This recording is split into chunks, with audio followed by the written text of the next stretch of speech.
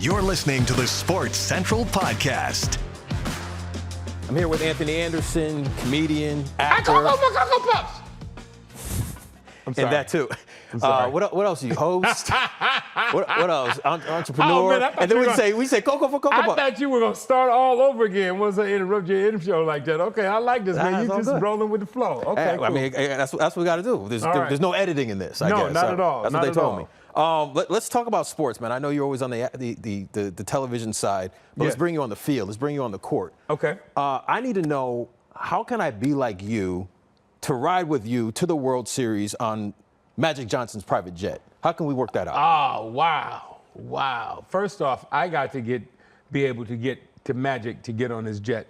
But once we're able to make that connection there, and Okay. it was good. All right. No, that would be great, man. That's what I was looking forward to doing this past World Series, but it didn't happen. Oh, it didn't happen. Okay, all right. No, it didn't happen. What was the experience like at the World Series, though, to be able to witness all of that?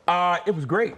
It was great. Oh, I just have to throw this caveat in there. Okay, all right. Magic did offer me a seat on the Oh, jet. so you got the offer. So Yeah, wait, he you turned did. down Magic? Yeah, well, I had to work. I couldn't get to New York to do it. But Magic did offer a seat on the jet. If there was 1 million people in this world, you are the one person out of the million that, hey, Magic Man, hey, I appreciate the offer, bro, but I have no more. I have no more PTO. I got to work. I have no more PTO. Irvin understands. Yeah. Where does the Dodger fandom come from with you? Where did that all start? I grew up, man. I'm born and raised in Compton. My dad was a Dodger fan. He used to bring us to the games as a kid. We used to go up to Chavez Ravine, man, and my dad had a 56 or 57 Chevy truck with a camper on the back, and he installed plush carpeting and little seats that we could sit on. So on the way to the Dodger game, he had a little black and white television that he can plug into the cigarette lighter. And we you had a TV in the car Just a before little we had. 9-inch. Remember the TVs we used to have in the headrests Yeah, back in the but day? way before that. Before that? My daddy was ahead of his time. But yeah, just a little television monitor, man, that plugged into the cigarette lighter for power, and we would watch the game we would watch the pregame show on the way to the Dodger Stadium, and sometimes we'd get there a little late, so we were able to see the beginning innings. Me and my two brothers, man, on the way to Chavez Ravine, Dodger Stadium. What's one of your greatest memories? I mean, because you're going way back. If you go back to your dad, like, what's the one memory that stands out the most from you being a kid to you being a teenager, an adult, and even a father yourself? Life lessons, man. I don't think anything just stands out. I learned, how to be a provider from my father. Yeah. And just what it meant in the sacrifices that, sometimes go overlooked for the dad. It's like, Dad, well, you were never here for my birthday, or you weren't here for my birthday, you weren't here for this, you weren't here for that. And, we personalized that and made it about us, because it was, something that we wanted. I speak for myself. It's something that I wanted my dad to be there for. Not that he missed a lot, but he missed some things. And, that would come back to me through my children. And then I was like, but I never thought about the sacrifices that my father had to make. Mm-hmm. You know what I'm saying? In order for us to live the way that we live, or just to survive and live our life. We always were like, where are you? It was like, okay. And now, my children was like, well, Dad, you missed this, you did that. And I was like, yeah, I wanted to be there, but, there's sacrifices that I have to make as well. So I don't want you to think that, I wasn't there because of this, and this. You were being there just in a different way. Yeah, and, I wish my dad was here now that I could, I had that reflectiveness. Yeah. Is that even a word? We can make it. You can make up any word. just I make mean, a all word. words, if you think about it, were made up. Yeah. And then they decided just to put, we'll put these in the dictionary, but we're going to leave these out. Okay, that's cool. Just to be able to sit there with my dad and be like, hey, Pops, and I let him know I appreciated him over the years. Yeah. For the things that he did for us. But, now, once I became a father myself and was going through those same things, like, hey, Pops, I understood. Man. Yeah. Thank you, yeah. Well, like, from 1 to 10, like, what level of a Dodger fan, like, are you? Man, had I known we were going to be talking about the Dodgers, I would have worn my World Series ring. Wait, you have a World Series ring? In 2020. Okay. And I will be receiving one for 2024, but 2025. But you know. Yeah. Well, you don't want to brag. I like to think that that's a slight. We call that's a flex right there. That's a little flex. That's a little flex. Little flex. That's a huge flex. That's a little flex. I don't have just one, but I'm gonna get my second one. Yeah, that's a little flex. You know, by the time this show airs, I would have emceed and hosted and presented the World Championship Dodgers with their World Series rings against the Detroit Tigers. Okay. So, yeah. When you got the call or however it happened, like, hey, Anthony, man, we want you to hand out the World Series championship rings. What was your reaction to that? My reaction was, hell yeah, I'll be there. But you know, it started, you know, with my love of the Dodgers growing up in LA. And then just my affinity for the team and what they've been able to do.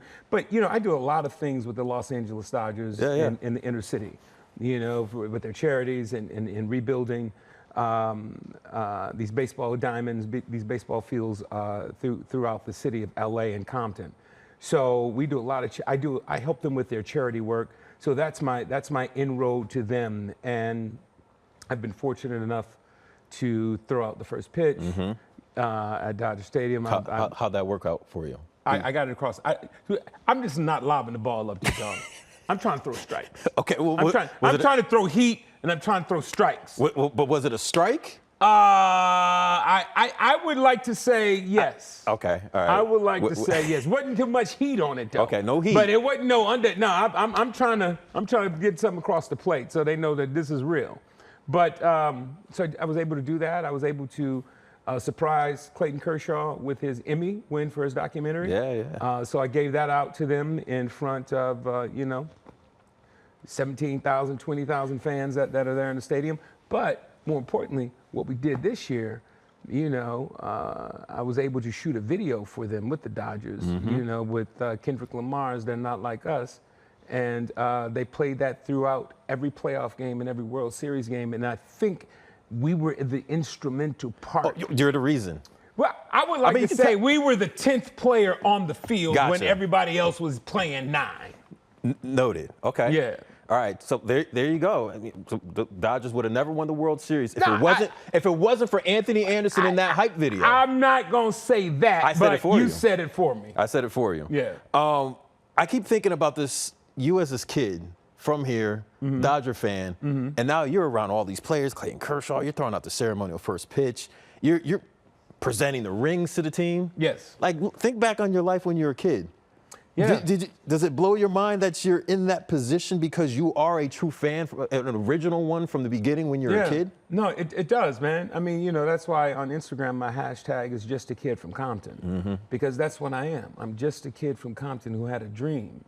And, you know, through hard work and sacrifice and prayer and, you know, blessings and whatnot and goodwill, I was able to make that dream a reality. And, yeah, you know, years ago, man, my younger brother, I'm the oldest of 4, and my younger brother turned to me one day, and it was just interesting to hear my brother ask me, have I ever thought about my journey? First, I never thought my brother would be asking me a question like that, you know, but then the fact that he was like, yo, Ant, have you ever thought about your journey, man? And I hadn't up until that point. I mean, I've had some great successes up until that point, but I've never really thought about the journey that I was on and that I'm still on. And he had me reflect on that, man. And I think it was just a beautiful moment. So to, you know, be just a kid from Compton, to live this dream, to be sitting here with you right now talking about these things, to share the screen and the stage with the luminaries that I've shared them with, and to be able to go through my phone, you know, and call a Magic Johnson, to call an Oprah Winfrey, you know, to call a Tyler Perry, and then take my call and have conversations with me, and I just look at it and be like, oh, I don't know who this is, you know. But you know, it's a beautiful thing. Growing up, what sports did you play? Well, I played a little bit of everything. Okay. Basketball, baseball, football. Tried to run track. You tried. Okay. Tried to run track. I'll tell you something funny to that. I tried to do the long jump. in junior high school. Okay, tell me about it. How did that go? 215 pounds. It's hard to get 215 pounds in the air and go more than 6 feet, man. But I tried. I wasn't that big. I was big. I jumped a respectable Okay. 12 feet one time. Okay, all right. Yeah. I'm sure that was, Yeah, was that a PR for you? Well, yeah, that's the personal record. And when I came down, I was like, oh, I'm not doing this again. So the track didn't work out. No, track. Oh, it did work out. No, track. I just couldn't compete in the long jump. Okay, got it. No. Track worked out because I was always pretty quick and nimble. Yeah. As a husky dude. So when they would see me, I was a husky dude with a jerry curl. So when they saw me come and I ran a 100-yard dash. With the jerry curl. With the jerry curl. So when they saw me come to the starting line and I'm big and, my uniform was fitting tight and, they laughed. But I never got first place. But I never came in butt naked last either. Okay, all right. I was pretty respectable. I had respectable speed for a husky dude, man, and that was pretty impressive to the people that I would race against. But basketball and football would be the two sports that I would say that I excelled in better than any other. If you had to pick one, like, hey, this is the one I'm gonna try to go pro in, basketball or football? Football. Football. What position? Running back. Oh, you used to run the rock. Yeah, I always thought that I was going to play for the Dallas Cowboys. Okay. Yeah, I always thought that I was going to play for the Dallas Cowboys, and I love Tony Dorsett and all that. And Dallas Cowboys, my dad's from Little Rock, Arkansas. Okay. So I Dallas, see that connection was his there. team. Mm-hmm. So I grew up, and it was America's team. I was born in 1970, man. So it was America's team when I was a kid growing up. So that was the team that I thought I was going to play football for. And then, as opposed to growing up, I started growing out, and it wouldn't really work for me. My 40 split wasn't that great. So I decided to become an actor. Speaking of acting, so I have this picture of you in your basketball days. I don't want to say basketball days, but I guess is you hooping? Man. Now we'll show the people. That's Teddy Bear right there. Talk to me about Teddy Bear. That's Teddy Bear right there. What type of baller was Teddy Bear? Teddy had game. Okay, all right. Teddy had okay. I'm only 5'10". Okay. When people looking at that picture, they was like, "Ooh, that's a big look." I could dunk. I could run fast, and I could play ball. I had skills. I'm not saying I was the best, but I patterned my game after Charles Barkley. Okay. All right, growing up, round, mound, to rebound. That was my thing. I would get in the paint and I'd play. I had a nice little set shot. My son jokes about my shot right now because he's a baller. But he jokes about it. The other day, like the release or just how like all of it. He was like, "You so slow. You this. You." I mean, you don't have to get up or like what's the jumper look like? Hey man, no, it's there, baby. It's there. I got it. You got to follow through with that, man. You got to just let it sit up there sometimes. But yeah, no, I had a pretty decent game. My son, he said, "Dad, you could go back to being." My son's 25. Mm-hmm. If you go back to being 25 right now. I had my buddy Strong over the house. He was like, if you and Uncle Strong could go back to 25, you think you could beat me and my boy? And without hesitation, I said, hell yes. Hell yes. And he was like, are you serious, Dad? I was like, yes, I'm serious. You think I'm going to sit up here and tell you that I would lose to you and your boy? No, you got to beat me. You got to beat me. And until you do beat me, you can't beat me. And it never happened. So forever, there you go. You're not going to beat me. That Jedi mind trick. That's what dads are for. You know what I'm saying? I'm not gonna let my son. My son's never. I'm gonna say I'm gonna beat him every single time until he finally beats me. Exactly. And my son, his boys, they dope. Now speaking of basketball, you've had some interactions in your life with Kobe. Yes. What were some of those moments like? I'll tell you the first time, it's interesting that you bring up that picture from my television show. That was my first television show that I did. Really? Yeah, it was that's where my career started. Really? Yeah, Hang Time. It was a Saturday morning show on NBC. And rest in peace to Peter Engel, man. I have to say that. He created the show, was the EP of that show, and he just recently passed within the last couple of weeks. And I went and sat with him. Hadn't seen him 20 some odd years, and I just got a call that he wasn't doing well. So I went to visit him, and we just relived our past and how it began for us. And we were filming studio in Hollywood, and we would always have athletes, prominent athletes, come through on our show, and they say, we should get Kobe. And this was Kobe's rookie year. Yeah. And I was like, well, Kobe's on the back of the lot right now. He's back there doing In the House or the Wayans Brothers. I can't remember which show he was doing, but I was like, he's back there. And they're like, really? I said, yeah. I said, let me go talk to him. So we took a lunch break. I went in the back, and Derek Fisher and Kobe were in there shooting hoops in the back. And I was like, yo, what's up, D-Fish? Because we knew each other.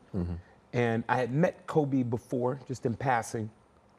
And I said, hey, Kobe, we're doing our show Hang Time, and the producers, are talking about bringing you on the show. And I told him you were here. Can you just come to the production office and have a conversation with them? And he was like, sure. Bring him to the production office. Blew everybody's mind because they didn't think that I could do it. And they pitched him the idea and said, when could you do the show? And he said, I can do it whenever you want. I'm free. And he was like, who do we call? And Kobe said, my mom. They called his mom, and he was on the show the next week. And he played, and this was when Kobe was an Adidas guy. Yeah. So I have a pair of Adidas that he wore on our show that he took off his feet and gave to me and signed. Wow. And I came to work the next day in the shoes, and I played basketball in the shoes, and they looked at me like I was crazy. They, what are you doing? Oh, so you don't mess them up? Yeah. Yeah, but I mean, we thought Kobe would become great and be the superstar that he is, but he wasn't even in the league a week. You're not thinking about 20 So years from now, these kicks are going to be Kobe worth around here, so I have some well-worn Kobe Adidas shoes with his signature. One of them is smudged, but one is red, sitting on my desk at home right now in my office. So it's dope. So that was my Kobe story. Then just growing up being a Laker fan. People might think look at me crazy. They say, we see you at Clipper games now. I was like, well, I grew up a Laker fan, and I'm just a fan of the sport. And just our interactions over the years, and just knowing the same people and being in the same places. Yeah. It's amazing that we see the part where your acting career started. Your relationship, that bond with Kobe also started there. And it's just amazing to see the impact that Kobe has made for all these years, the impact that you have made, the way your career has gone up. And a lot of it started with that picture. Yeah. What was his nickname? Was it Sugar? Teddy Bear. Teddy Bear. Teddy Bear. Yeah, Teddy Bear. Theodore Teddy Bear Brodus. You said you're just a basketball fan, so it's not like Lakers or Clippers, or do you lean towards the Lakers more? No, I don't want to start any beef between the Clippers and Lakers. You're not starting to beef. Man, look, Magic is my guy, man. I grew up, during the Showtime era. Yeah. You know what I'm saying? When basketball was exciting, but I'm just a fan of the sport. Now I've befriended the owners of teams, so now I just go hang out, with the owners and their teams and watching the sport that I love. Are you a LeBron guy? I'm a LeBron fan. Yeah. Hey, we gonna have some fun real quick. What's up? Who's better, MJ or LeBron? Come on, man. Come on, man. Let's have an honest conversation. We can have an honest We may conversation. agree. Okay. So look, different era, different time, but it doesn't matter what it is. It's still gonna be MJ in my book. Okay. All right. And I'm not taking away anything from LeBron James. He's phenomenal at what he does. But if you're asking me personally, I'm gonna say MJ. So I say MJ. Okay. I grew up a Knicks fan. My dad's from Chicago. Okay. So you see how our household went. Yeah. So I'm gonna still say MJ because he broke my heart many, many times. Okay. However, LeBron's closing that gap. Yeah. He's closing that gap. Yeah, but it's a gap that he needs to close. But so, in order to become the greatest, you have to overcome the greatest. And, there's a gap that you have to. He's the greatest 40-year-old player ever. Oh, yeah. He can take that. There you go. How do you think the Lakers are going to do in the playoffs? I don't know. You don't know? I don't know. Do you have any hopes? I don't think they know. Yeah. Yeah, no, I want them to do well just as a kid of LA, because I'm sorry, my Clippers ain't gonna do it. Yeah. But yeah, no, I hope they will. They made some changes, so we're gonna see. They're making some noise. You've been in movies, you've been in shows, you've been everywhere. Get invited to Magic Johnson on his private jet and say, hey, Magic, Can't do it. I've also been invited on the boat too, but I'm just gonna. You keep flexing. You know what? I don't want you to. It's a perfect transition to this flex. No, this segment right here. It's just all right. The other thing. I mean, there's a boat. I'm gonna introduce all right, this is the Anthony Anderson flex time. All right, because we're gonna once we have the flex question. See, there we go. That's the flex cam. You right there. Right there. That's your flex cam. I got it. Who was the one person that you met that you couldn't believe? Man, I'm hanging with this dude. Oh. No, I'm not gonna. It's not a guy. Well, actually, there are a few. Oh, see, there's a flex. There's flex a few. cam. No, there's a few. Okay. And MJ. Yep. I'll say that's the first one, right? MJ. It's like, yo, I'm here with MJ. And then Oprah Winfrey. Okay. Yeah. No, I'm Barack Obama. Barack Obama. Play golf with Barack Can we put it back on the flex cam? Play golf with Barack Obama. Do you want anything else? He took my money. Oh, so you lost. Talk to me about that experience.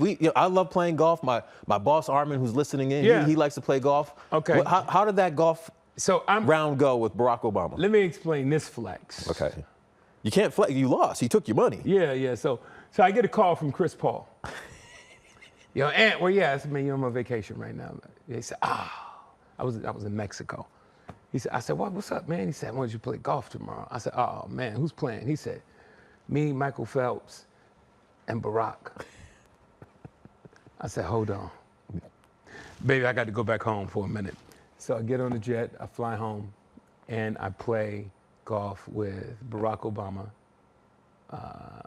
who's president at the time, Michael Phelps, and Chris Paul.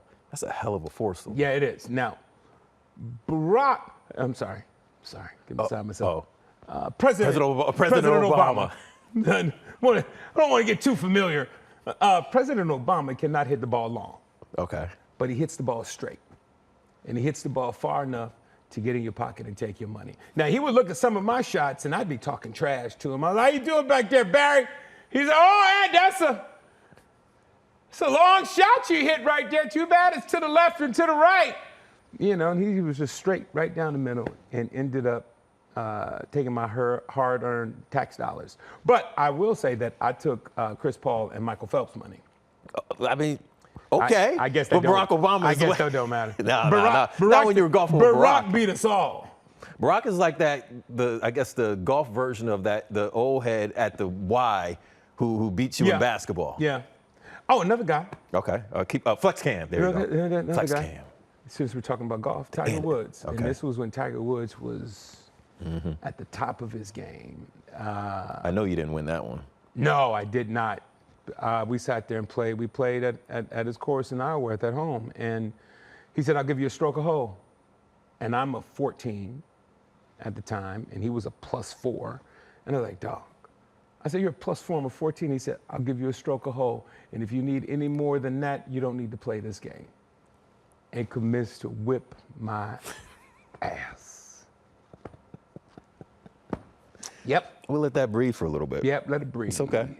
Let it breathe. And we played from the back tees, but they don't call it the back tees. They're the Tiger tees, and that's what they're called. They're called the Tiger tees. Yeah, you want to play from the Nicholson tees or the Tiger tees? So where did you play from? We played from the Tiger tees. Oh, you did play from the Tiger tees. Oh, he forced me to play from the back. Oh, okay. Yeah, he set you up for failure. Oh, yeah. Well, I mean, I knew I wasn't going to win anyway, but he gave me a stroke a hole, even though I needed like 2 or 3 strokes a hole. But it was fun. It was great. And we played in the rain, man. It was crazy. You go to a lot of Rams games. I do. Were you the kid growing up in LA, the Rams fan, and then seeing that team leave and then come back? Was that an experience for you? No, growing up, and I still am, a Raiders fan. Okay, all right. Yeah, but again, put the flex cam back on me. It goes back to me saying I've befriended the owners. Gotcha. And so, and as well, I have a lot of friends in both leagues that play, and I support them. But a friend of ours out on Maui and the owner of the Rams, Stan Kroenke, we become friends. And so I go to the game. And, to see the Rams leave L.A., go to St. Louis, do what they did there, and then to come back and build this beautiful new stadium, SoFi Stadium in Inglewood, and to win. Yeah, yeah. You know, to win the Super Bowl the year they come back and open that stadium, it was just a beautiful thing. And I was there for every home game, and I was there for the Super Bowl, and you thought that I played in the game. You know, Ced the Entertainer and I were on the field after the game, and in the locker room, we're holding the trophy like, you know, we pouring champagne on ourselves. like you were the backup running back of the team. We did it! Come on, Odell, we got you! Yeah. Did you get a ring? It's okay, what's in the works? I don't want to flex on that one. Flex cam. We got the flex cam. There you go. Flex cam. Don't want to flex when I was offered a Super Bowl championship ring. I was. Can we talk about? It's almost as big as the bottom of this thing. It's. Where, okay, so how many rings do you have? I just estimate how many championship rings do you have? I just got a couple. Just a couple? Okay. 1, 3, maybe something like that. I don't know.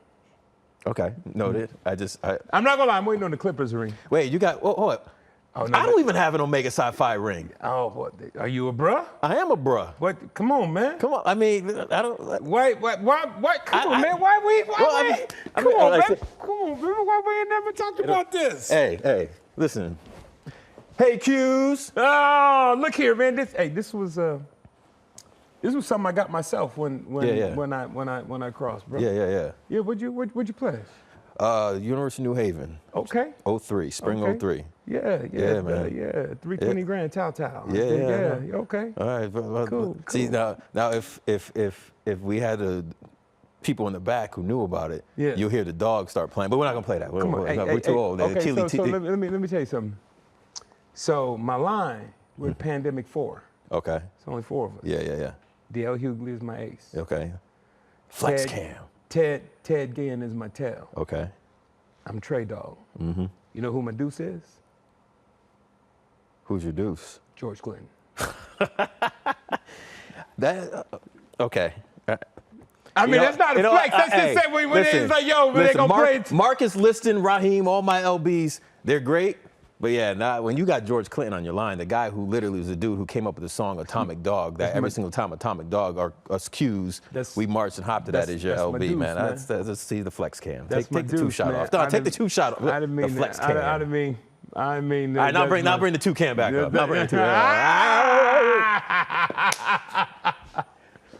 All right, let's talk about this. Your movie just came out. Yes. With Viola Davis, G20. Yes, G20. Man, what was it like filming that? It was beautiful, man. We spent 6 months in Cape Town, South Africa, making this. So I just want to talk about the crew in Cape Town, South Africa. Just how they made it happen for us. Yeah. It was beautiful. You know, that was my 7th time on the continent, but that's the longest I've ever been on the continent, 6 months, and it was home to me. And I loved it, man. And we had a great time working with the local crew, local talent. But, being Viola's husband being the first man, to Viola's presidency, of the president being the president of the United States of America, being the first man and going over there and doing this action film, it was dope.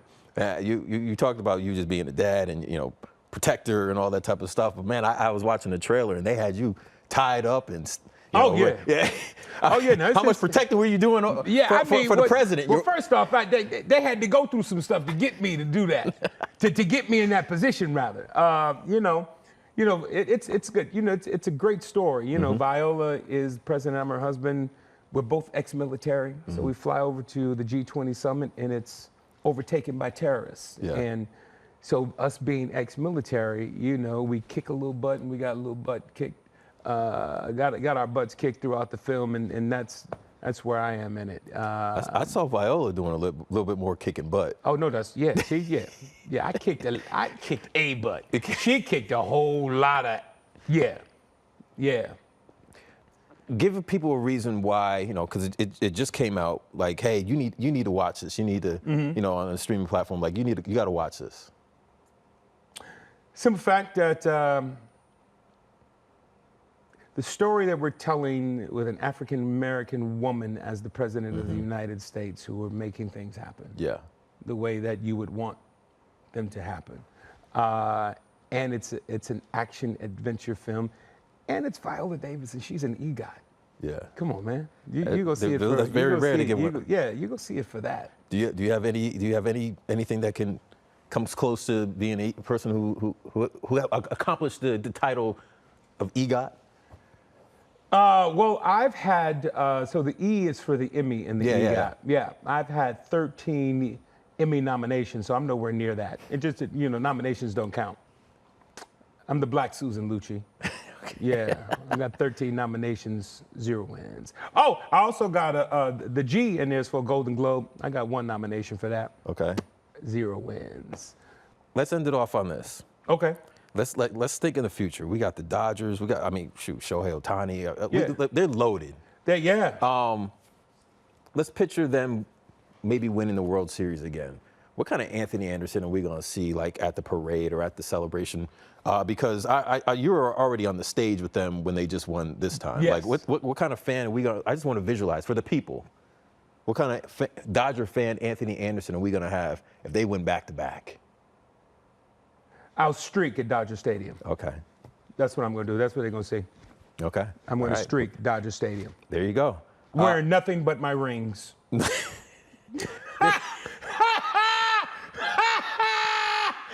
none of them will be on my fingers.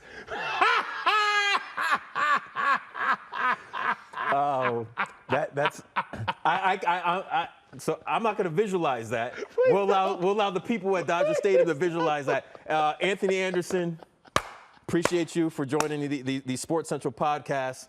I hope we win back-to-back, so Anthony Anderson can go streaking through Dodger Stadium with nothing but rings that are not on his fingers. My man. This is the Sports Central Podcast.